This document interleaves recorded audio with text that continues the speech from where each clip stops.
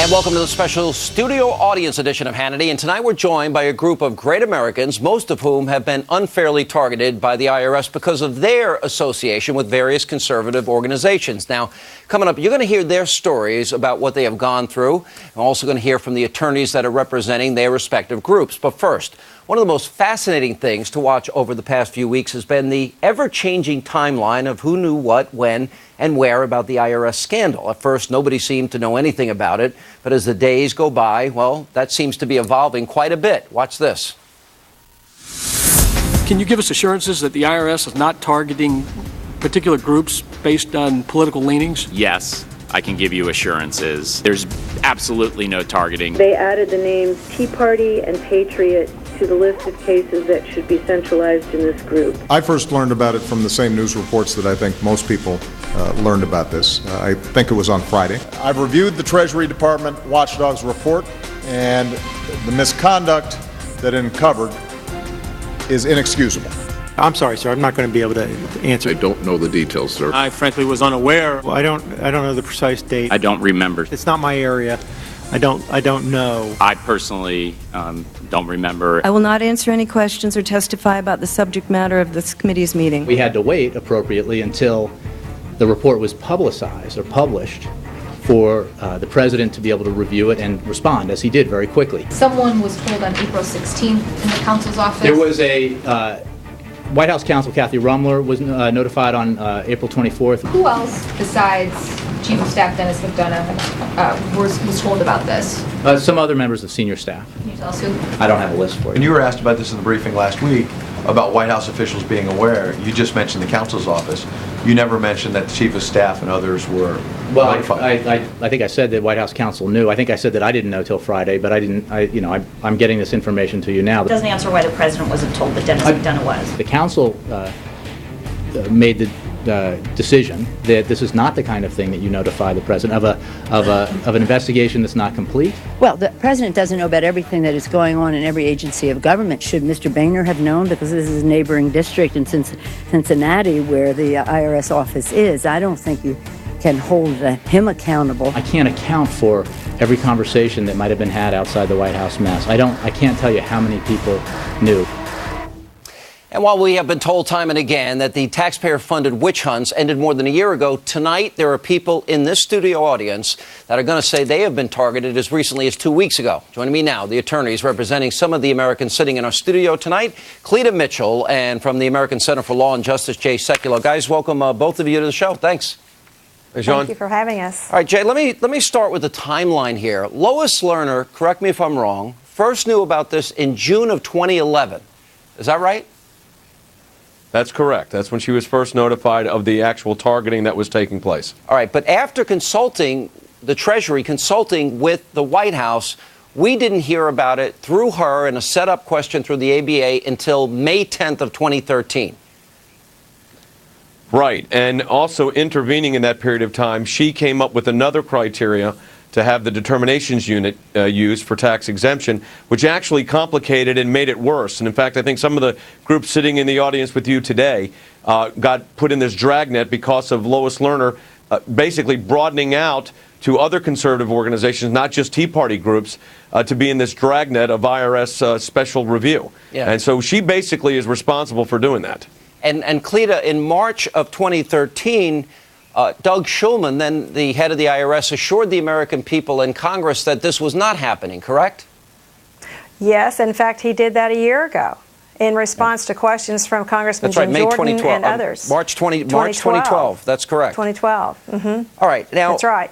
One of the things, I want to ask both of you the same question that is puzzling to me is Shulman went to the White House 157 times. Now, his answer was that, well, I was there once for an Easter egg roll hunt or whatever it is. Nobody, as I've checked the records, the top cabinet members of Obama, Jay, they've not been there 157 times. What do you think? There were sure an awful lot of conversations. Yeah, I think, well, number one, it's inexplicable. I mean, I don't know how you explain 159 visits by the head of the IRS to the White House. They can't possibly be talking about that much tax policy because there were not that many changes to the Internal Revenue Code. So you wonder what was going on here.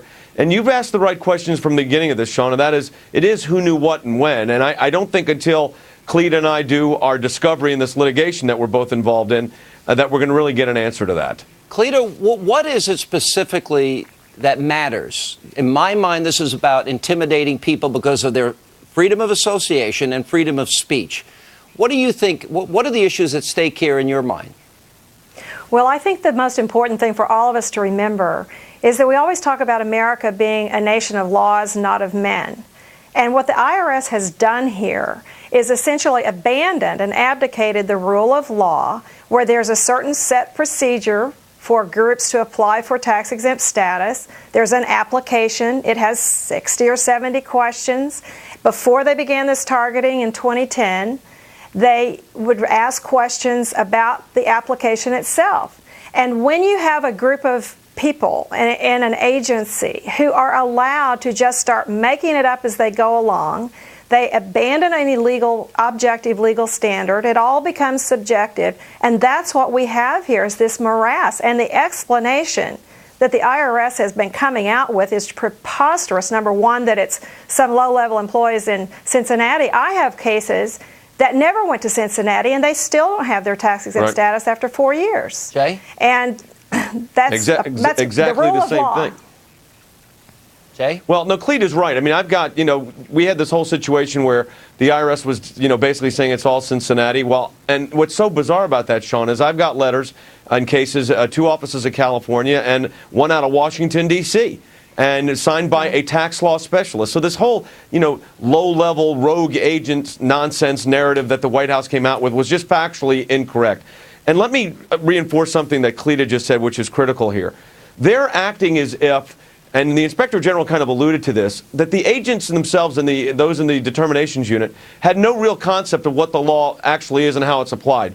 But you know what? None of these groups have been denied. What they've done is granted some and put some in what I call terminal limbo here, where they're just not doing anything. We had months, 6 and 9 months, where there was no response from the IRS, and that's inexcusable. We now have a much better idea why, and that's because Washington was dictating the terms of this. But the Cincinnati office is the largest office for tax-exempt processing. When I was with Treasury a long time ago in the Office of Chief Counsel for the IRS, we represented tax-exempt. That is not a small division. That's significant. All right. To what extent, as I went through that timeline, they knew in June of 2011, they had finished in May of 2012, they finished their own internal investigation. The IG report, we were supposed to get an interim report in September before the election. Do you connect this in any way to the election, preventing these groups from being able to raise money and be active politically in terms of getting out information about issues they care about? Do you think it's connected in any way, Cleta?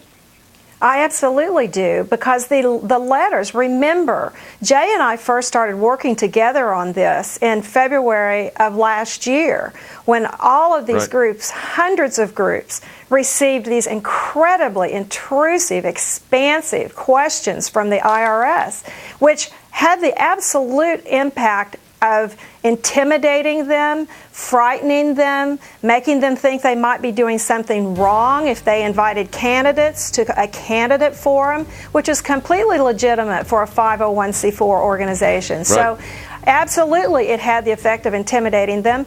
And I will actually remind everybody, these groups still don't have their tax-exempt status, and some of my clients received additional letters a month before the election with even more questions. Unbelievable. All right. Thank you both. Absolutely.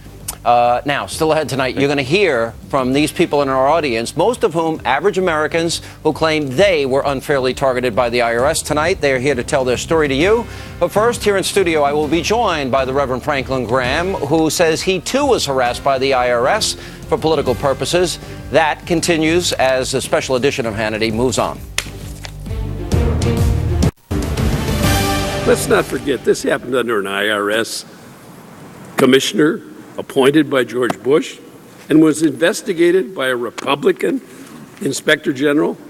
What happened to you was unfair. It was unfair and incredibly inconvenient, but it was a mistake. Our job is to make sure it never happens again. I haven't heard a single word here about what questions you think we ought to be able to ask you about your tax-exempt requests. Anything else like the circus that's happening in the Oversight Committee or here, is simply political theater. It is diverting attention from what we ought to be doing on this committee, is rewriting the law if it's wrong. All right, thank you. Time's expired. Mr. Ryan is recognized. I'm going to deviate from my original question in response to what I just heard.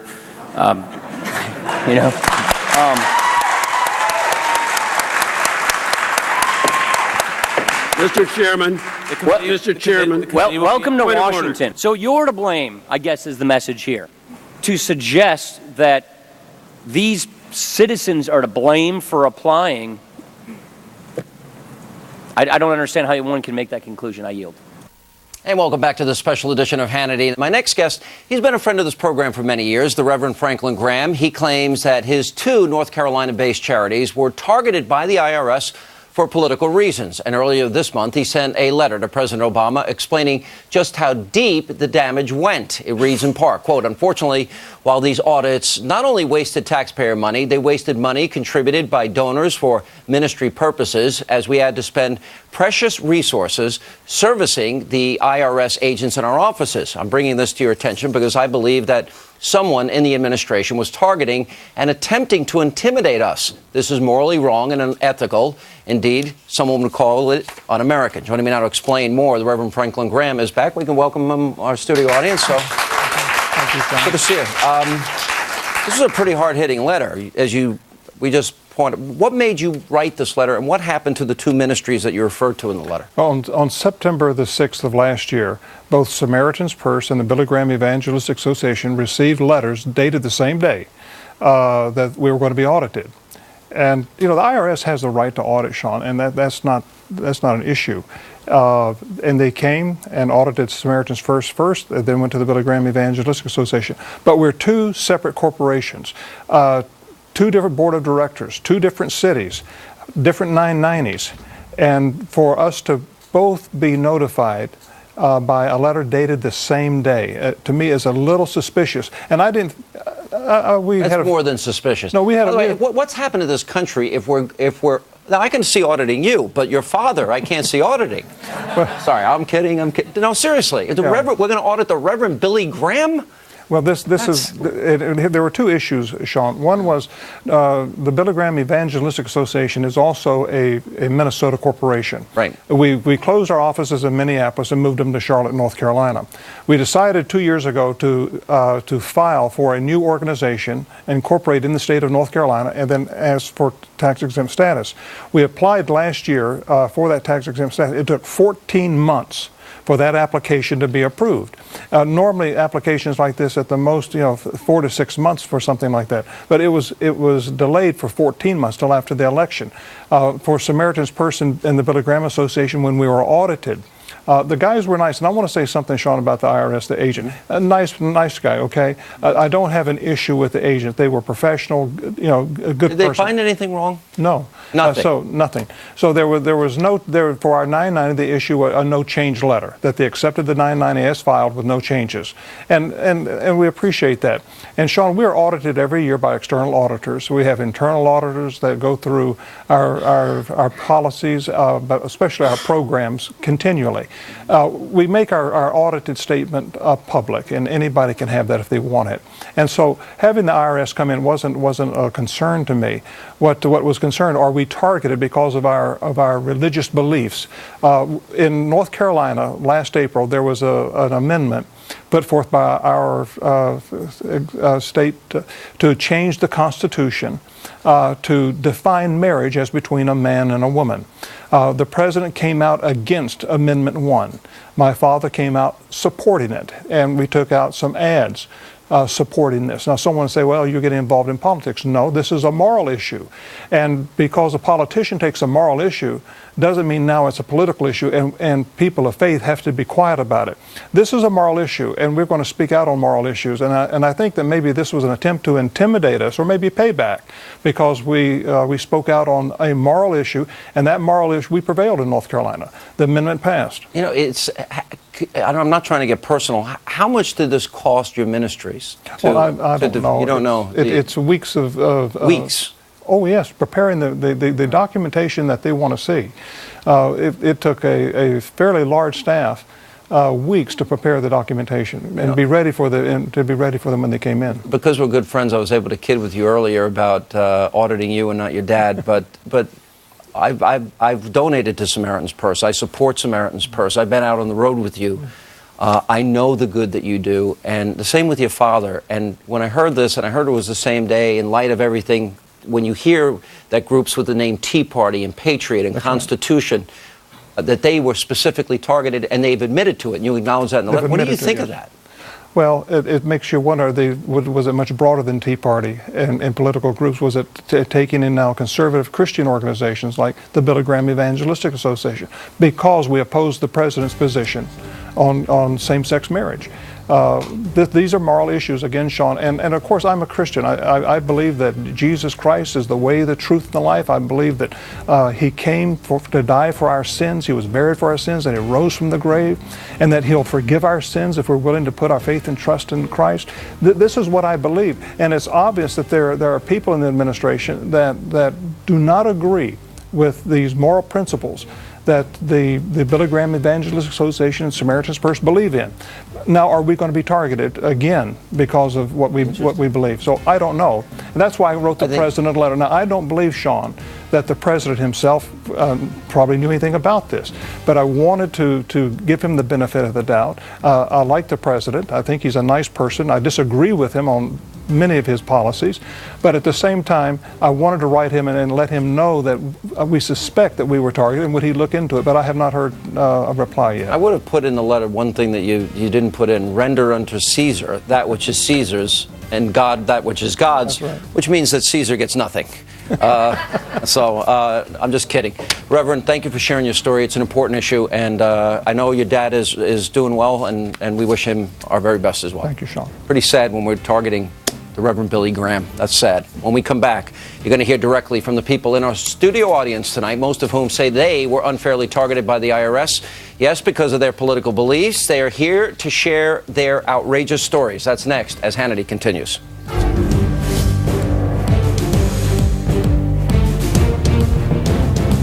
I have not done anything wrong. I have not broken any laws. I have not violated any IRS rules or regulations, and I have not provided false information to this or any other congressional committee. And while I would very much like to answer the committee's questions today, I've been advised by my counsel to assert my constitutional right not to testify or answer questions related to the subject matter of this hearing. All right, that was Lois Lerner, the director of the Tax-Exempt Organizations Division at the IRS, who is now on administrative leave, invoking the Fifth Amendment during a hearing on the scandal last week. So what do average Americans think about her refusal to answer questions about the targeting of conservatives and conservative groups? Joining me now to answer that very question are some of the very people who say they were unfairly targeted by the IRS. Give yourselves a big hand. Good to see you all. All right, just a show of hands. How many of you, to answer her question, think that Lois Lerner was invoking the Fifth to hide something? Anyone disagree? Nobody. All right. I'm going to go through real quick. Name of your organization. Through the vote. Linchpins of Liberty. Tea Party Patriots. Tea Party. West Jersey Tea Party. Tea Party. Kitchen Table Patriots. Oh, Patriot. Tea Party Express. Tea Party. NorCal Tea Party. Citizens for Self-Governance. Yes. Wetumpka Tea Party. National Organization for Marriage. Mm-hmm. Oh, one of those conservative groups. Okay. The Texas Public Policy Foundation. Mm-hmm. The Dallas Tea Party. Dallas Tea Party. Fox Radio. Oh, all right. Todd Starnes is here. Tea Party News Network and the TeaParty.net. Okay. Greenwich Tea Party Patriots of South Jersey. Interesting. All the names that we're not supposed to have in our groups, and you get targeted. How many, just a show of hands, were all of you unfairly, you believe, targeted by the IRS? Show of hands. I think that my situation is more of the bureaucracy. All right, I'm and get to I you. have a C4, so I have a story to tell them. Okay, we're going to get to you. All right, Catherine, I'm going to start with you. And you would not. It wasn't only the IRS for you. It was OSHA. It was a whole bunch of government agencies. Tell your story. We filed our nonprofit application in July of 2010. Up until that time, I had never had any government agency be involved with anything that I'd had to do except filing your normal yearly tax returns. After filing that application, until as recently as a month ago, we have had 18 different points of contact from the FBI, from the Department of Labor's OSHA, from the Department of Justice's IRS, or excuse me, Department of Justice's BATF, ATF. So we have... Did they find anything wrong? No. And how long did this, so far, how long has this been going on? This has been going on almost 3 years. 3 years? Almost 3 years. And all these different government agencies, and not a one found anything wrong? No. No. Wow. That's pretty amazing. All right, Kevin, your story. Lynchpins of Liberty. Actually, we're a 501c3, so we're a little bit different than many of the applicants, and I run an educational institution. Our motto is to challenge the imagination of the rising generation. We teach high school and college students in conservative political philosophy. One of the most egregious issues that we face is that because some of the students that I work with are minors, the IRS actually asked us to identify the students that we were teaching, to provide them details about what we were teaching. And then, during this whole process, May 6th, we get a third letter which says, we also need to know the location of where you're conducting these teachings. Wow, pretty amazing story. Jenny Beth Martin, known you for a while? Yes. So I'm with Tea Party Patriots, and we filed for our 501c3 and our 501c4 in December of 2010. We heard nothing from the IRS, even though we made inquiries, no response back until early in 2012. So 2 years later. A year and a half later. Year and a half later. And we got questions like so many of these what other were some of the groups. more outrageous questions you got? Well, they wanted to know every congressman and senator that any of our people spoke to and all the communications with them, including copies of written communication. Isn't that none of their We didn't give blank business? Or, seriously, right? If Anyone we think can't, that's their business? No. Does that have to do with your tax status? if you can't communicate with your own elected, the person who's supposed to represent you, without being targeted by the IRS, there's a problem. A lot of constitutional issues here. Freedom of speech, association, in the case of going after James Rosen and the AP, freedom of the press, and... Sean, Congress shall make no law respecting an establishment of religion, Reverend Graham, prohibiting the free exercise thereof, abridging the freedom of speech, or of the press, the AP, Fox News, or the right of the people to peaceably assemble, which is what we were all trying to do. We're about to get And audited, to every one of us. petition the government for a redress of grievances. They broke every bit of it. Well said. All right, all of your stories, we're trying to put this together for all of you at home, and when we come back, we're going to have more with our studio audience as we investigate the IRS's unprecedented efforts to target conservatives, intimidate them. And by the way, did it help the president win back the White House? We're going to examine that important question when we return. You sure you didn't talk to anyone at the White House about this issue, Mr. Shulman? About singling out conservative groups for special scrutiny? Well, that's what we're talking about, isn't it? I'm absolutely sure I did not talk to anyone. 118 visits. It didn't come up in a casual conversation after 132 members of Congress contacted you about it. You sure you didn't bring it up with anybody at the White House? Not to my memory.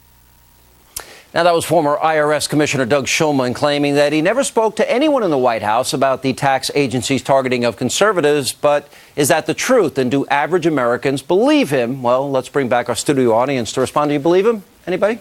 No. Nobody believes him. It actually is 157 times we learned today. Anyone think he was there for coffee, tea, and crumpets? No? Easter egg rolls. Easter egg rolls. All right, that's what he said. Right. Bill, tell your story. I'm founder of the West Jersey Tea Party, and in 2010, August of 2010, we filed for 501c4 status, and it wasn't until January of 2012 that we received our letter. And like many of the people in this audience, we had the same intrusive questions being asked of us, such as the communications between our members and members of Congress, our representatives at the State House, as well as the qualifications of the people that we brought in, whether or not they could speak on the topic that we had chosen for them to speak on.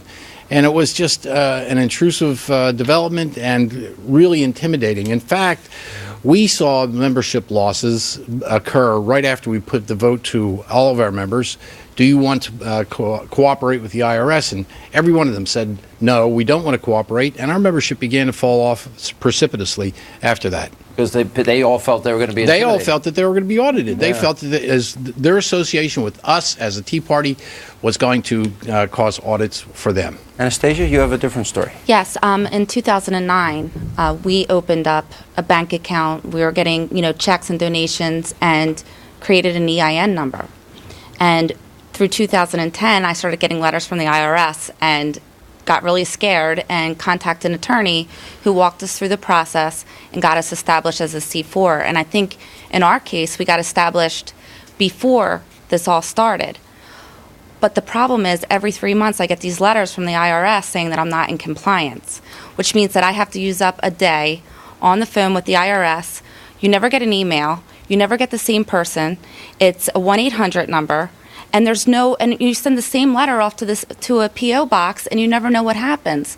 So my whole thing is, it really worth it as a Tea Party organization, as a mom and pop organization, to go through this nightmare? I mean, my last letter was May 5th. Well, this is a great point that you're bringing up. How many of you believe that the timing of this was such that they wanted to put you guys back on your heels, distract you for the election? Show of hands. Todd, you're not allowed to vote. You're not allowed to vote. So all of you? Is anyone? You think this was connected to the election? Everybody? Sean, Yeah. you know how they Jenny say Beth. they think it's Citizens United and you know what happened 48 hours before Citizens United? What? Scott Brown won in Massachusetts. And a few weeks later, all of this started. It's interesting. All right, Amy Kramer. We first met, I think it was in April of 2009. Right. Right, and Tea Party Express were a federal 20 PAC. some odd thousand people came out to an event. We did. It was a We pretty did. big event. Huge, Yeah. April 15th. This is just symptomatic, though, of a bigger problem. It's like with the disease. You cannot continue to treat the symptoms and get rid of the disease. You have to eradicate the disease. And this is exactly what the Tea Party movement's all about, is big government. When you look at the IRS, there are so many layers. It's like peeling back an onion. Yeah. We can't get to the bottom of it. But it absolutely did have something to do with the election. Look at Benghazi. I mean, it's the same thing. Nobody can answer, who's running the White House? Where are the adults? These people work for us, and every single American should be concerned about this, because it's not just about Tea Party or conservative. Next time, the shoe could be on the other foot, and we could have a Republican president and using a bureaucracy to target somebody that is opposing his agenda. Her agenda. Every single American needs to look at this, and that's why you're seeing this polling where they want a special prosecutor or investigation into this 76%. issue. Right, 76. that's huge. That's a big number. And by the way, 2-to-1 Democrats, over 60% of Democrats. Right. Yeah, Ginny. Well, we applied for our 501c4 in March of 2010. We got our first letter back for them requesting 34 additional pieces of information, which I gave the Did they ones. ask for what prayers you gave to They God? asked what books we read. Well, the first one wasn't quite as intrusive as the second one. So I filled all that out, sent them a box. Then the second letter didn't come. I sent them that box in July of 2010. I did not hear from them until January of 2012. In spite of numerous letters, phone calls, emails, nothing from them. Finally, I get a letter asking for 97 additional pieces of information. What was the most outrageous? Oh my God. Well, they wanted all the handouts that we had ever handed out at any meeting or event. And one happened to be this little teddy bear. I sent one and I put the exhibit number on there. And we also pass out constitutions. And so I sent that. I sent a box this big, cost well over $200 to send it. I didn't send them the names of any of our donors. I did not send them the... Even though they asked for it? No, I did not send those because that didn't apply to a C4, but I still didn't hear from them 4 months later, so I contacted my Congressman Tom McClintock, who is one of the true blue guys who's been fighting this. In California. Yes, yeah, believe it or not. And he sent a scathing letter to the IRS. He had an impassioned speech on the floor of the House of Representatives on behalf of NorCal. 3 weeks later, I got a phone call from them, and they gave us our letter. Wow. Nobody should have to go through that, But here's the crazy thing, is that so many people have said, you know what, Jenny, I can't donate anymore. I can't come to your meetings anymore because I'm so afraid that the IRS is going to come after me. That's tyranny. I have always told my accountant, because I'm in the public eye, just pay it. Because the liberals would like nothing more to me handcuffed, right, perp walked, right, and put in a prison, right, with some liberal. But we that would be hell on earth. All right, we got to take a break. We're going to come back and we'll continue.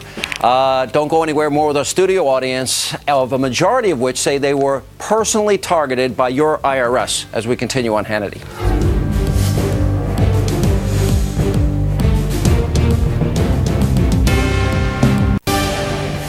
Many of the agents and agencies of the federal government do not understand that they are servants of the people. They think they are our masters, and they are mistaken. I'm not interested in scoring political points. I want to protect and preserve the America that I grew up in. The America that people cross oceans and risk their lives to become a part of. And I'm terrified it is slipping away. Here to respond to our studio audience. All right, Mark, you have an interesting story. Well, you know, I'm the founder of an organization called Citizens for Self-Governance. We come out of the Tea Party movement, and I travel all over the country meeting with Tea Partiers. So I've been hearing these stories for years, including from Ginny, who's my local Tea Party founder. And we decided to do something about it. We wanted to fight back. And so what we did is I went out and found the toughest attorney I could find, a former U.S. attorney from Kansas City. We filed the first lawsuit, a class action suit in Ohio at the heart of the matter. And we've got this prosecutor, and we're going after these people. We put up a website, which is interesting, called suetheirs.com. It's now being trolled, by the way, by the IRS, by the DOJ, by Defense Intelligence Agency. So we're seeing all these hits. And what we have is we have people all over the country, all different kinds of organizations joining this class action litigation. We have the pro-Israel groups that have been targeted, the religious freedom groups that have been targeted. Now, interesting, under this White House, if you put in a radical name, you might survive. You would not withstand any scrutiny. Well, there are actually groups that have tested that theory and have changed their application name and been approved in a very short period of time. So we have absolute proof that it depends on your name, and your name obviously exhibits your personal philosophy, your political philosophy. Becky, hi. Well, the Wetumpka Tea Party's in Alabama, and we applied for our 501c4 in October of 2010. Did not hear word one for 17 months. In February of the election year, I get a letter saying they can't process my application until I fill out these approximately 90 questions. Some of the same questions that were already mentioned, but they wanted copies of every speech that we had ever given. Copies, one that was interesting, they wanted to know if any of our members or volunteers or board members were going to run for office in the near future, or maybe way down the road, and they wanted to know what office they were going to run for. So was it opposition research, maybe? Yeah, really. That's bizarre. Brian, hi. Yeah, my story is slightly different. We already had our 501c4 and 501c3 status, and then in March of 2012, we found that our political opponents had gotten hold of a list of our donors from the IRS. The document, the 990, which is not supposed to be public, there was an attempt to make it look like it didn't come from the IRS. We were able to unmask it and find that it had printing on it that makes it very clear that it was from the IRS. We didn't even have this document. Now, this is a felony, punishable by up to 5 years in prison. This comes out of the Watergate scandal. One of the articles of impeachment for Richard Nixon was that he used private tax information to go after people. Therefore, Congress made this a felony. Now, we've been fighting. We've been talking about this. We know that the Treasury Inspector General's office has asked us a number of questions. This has been going on for a year. 11 U.S. senators, Mitch McConnell, Orrin Hatch, others have stood up and demanded answers. Why was our 990 given to our political opponents, the head of which, Joe Salmonese, the head of the Human Rights Campaign, is the co-chair of Obama's re-election campaign? There's been a lot of this, though. A lot of information that has been leaked, you know, when it's inappropriate. There was clearly an attempt to harass and intimidate our donors. We saw this after passage of Prop 8 in California. Even as Franklin said, we worked together in passage of the marriage amendment in North Carolina. I'll tell you one thing, though. Our donors are not going to be intimidated. We're going to fight this. We're going to sue the IRS. We're going to fight this because this should not... I don't care whether you're on the right or the left of the political spectrum. We need a nation of laws, and if they can do this to us, they can do it to anyone. That's tyranny. All right, I promise we got a whole row to get to as we continue, and thank you for sharing that story. All right, we'll come back. And coming up, we're going to have more with our studio audience when we return on this special edition of Hannity.